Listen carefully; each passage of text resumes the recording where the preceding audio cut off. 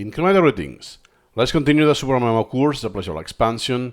We have seen the feature of safe repetitions, so you can modify the sorting of the outstanding queue. So you can modify to your liking.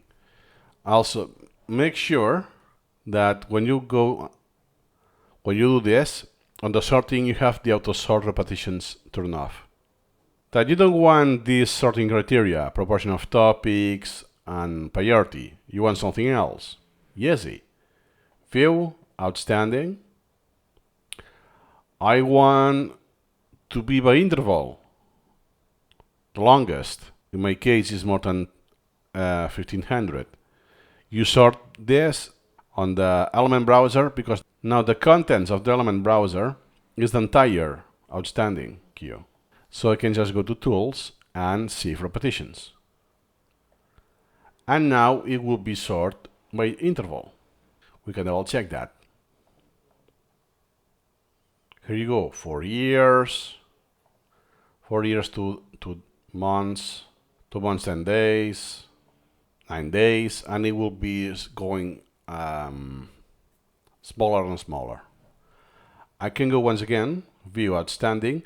Now there are a few elements not outstanding because I have done some repetitions now. I can sort once again by any criteria, not just here the criteria that I have. Remember, we have a video about that. So I could use the amount of postpones, the U factor, or any extra here. In case I want all items, let's say, hey, I want by stability or retrievability. So I get the items that they will be the easiest to recall. Not the easier to remember, that will be the difficulty. But the most likely it is that now I can recall that. Let's do it. That can be useful, this use case, once I have been, let's say, off Supermemo because I wanted to, or have been on vacation or whatever, and then I start. I could start the subset here, because in this case I will do a subset of my entire outstanding date. What I would do is a subset of the entire outstanding queue.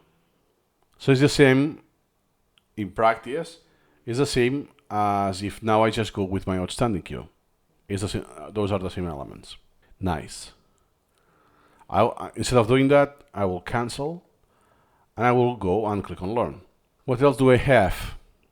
We can sort, especially if you filter items by memory lapses, difficulty, retrievability, or stability, you factor all of that. You say, you know what? By text size. Regardless if they are items, because some topics can be really short.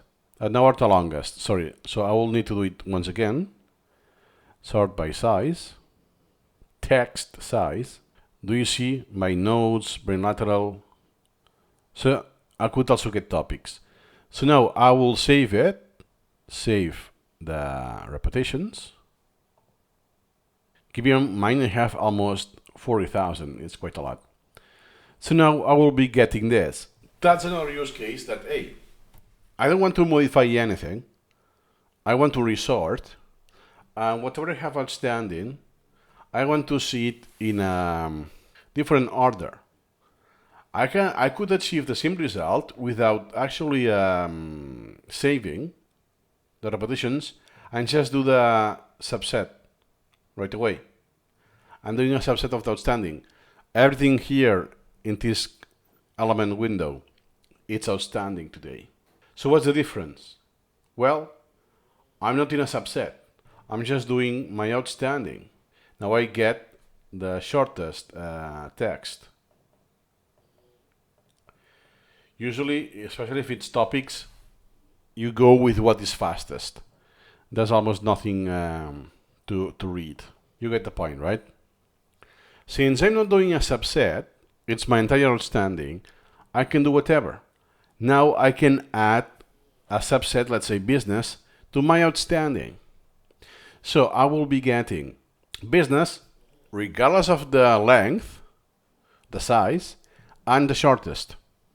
And I will be interleaving that. That's the power of using the outstanding.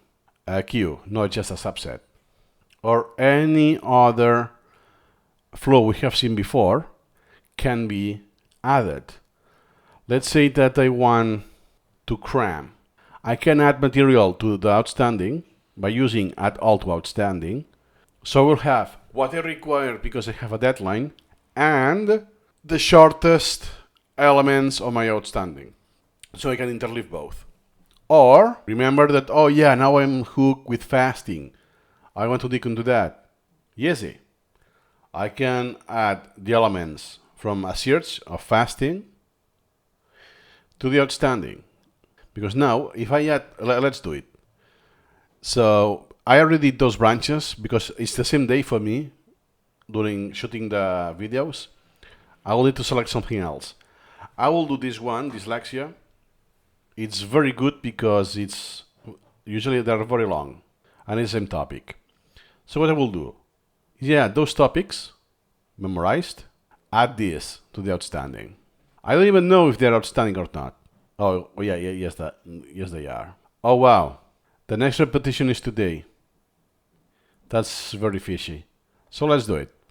Process browser, add all to outstanding, and now if I go view outstanding, do you see now I'm interleaving what I had super short and dyslexia because I just added these to the outstanding.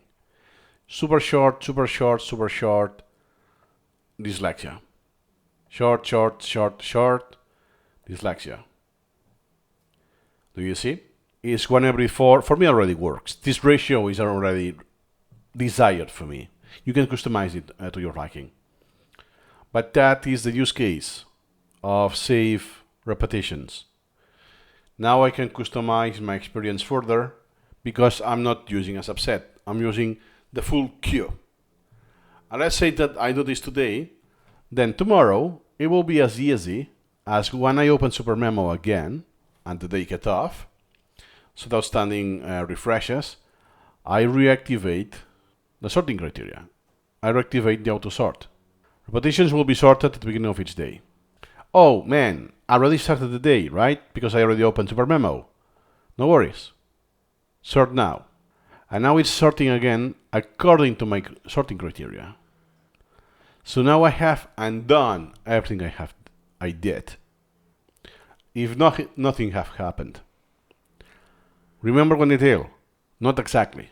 Because if I go now to my outstanding, everything become outstanding today.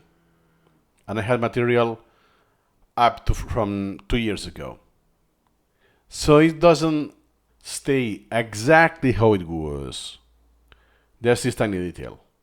If you use auto postpone, perhaps it's not that a big deal. Or if you have very few material, it won't be that problematic. But just to let you know, you are modifying the date to today. I become outstanding 2 years ago. It will be as if it was outstanding today. Keep that in mind, is a meaningful difference. That's all for now. See you in the next video.